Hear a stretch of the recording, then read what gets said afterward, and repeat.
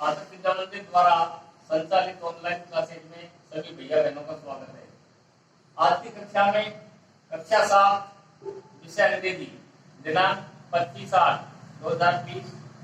आज भैया हम प्रारंभ कर रहे हैं लेसन नंबर 1 जो आपकी बुक है हनीकॉम्ब का लेसन नंबर 1 3 क्वेश्चंस।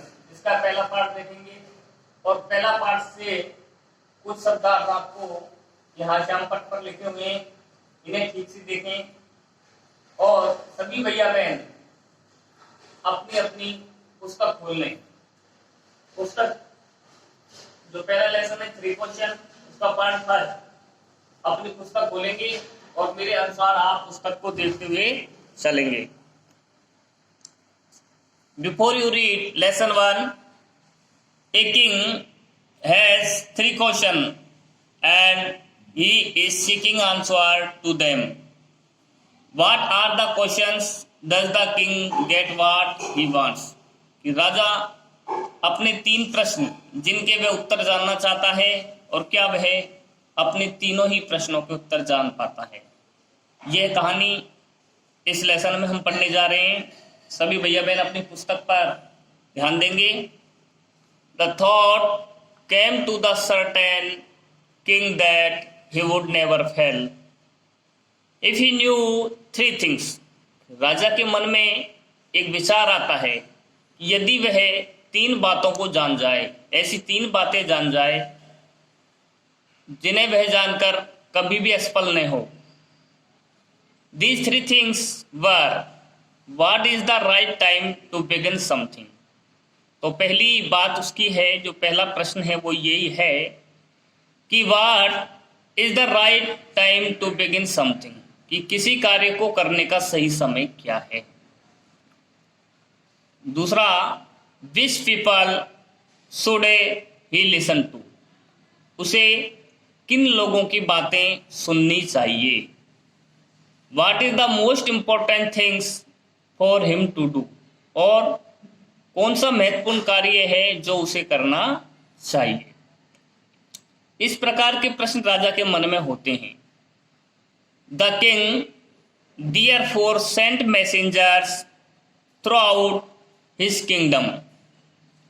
इस उद्देश्य हेतु, इन प्रश्नों को उत्तर जानने हेतु राजा अपने संदेश वाहक अपने संपूर्ण राज्य में भेजता है।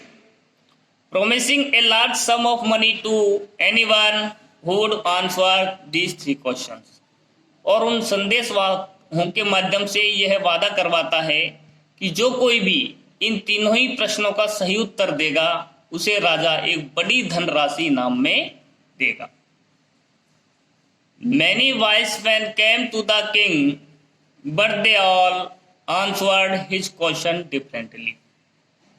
अनेक बुद्धिमान व्यक्ति राजा के पास आते हैं, but they are answered his question differently, लेकिन वे सभी लोग राजा के प्रश्नों के भिन्न भिन्न उत्तर देते हैं।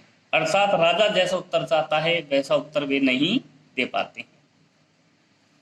In reply the first question some said the king must prepare a time table.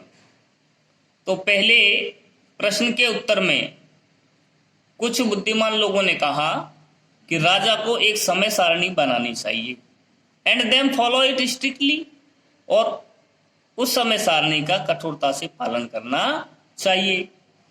Only in this way they said could he do everything at its proper time, और इस तरह राजा अपने कार्य को सही समय पर कर पाएगा। अदर सेड, और दूसरों ने कहा that it was impossible to decide in advance the right time for doing something. और अन्य जो लोग थे उन्होंने कहा भाई ये तो असंभव है कि किसी कार्य को करने का समय पूर्व में ही निर्धारित हो, ऐसा होना संभव नहीं है। The king should notice all that was going on. राजा ने जो सब कुछ हो रहा था, जो बातें हो रही थी, उन पर ध्यान देना चाहिए। ऑन अवॉइड फुलिश प्लीजर, और मूर्छापूर्ण प्रसन्नता को नकारना चाहिए।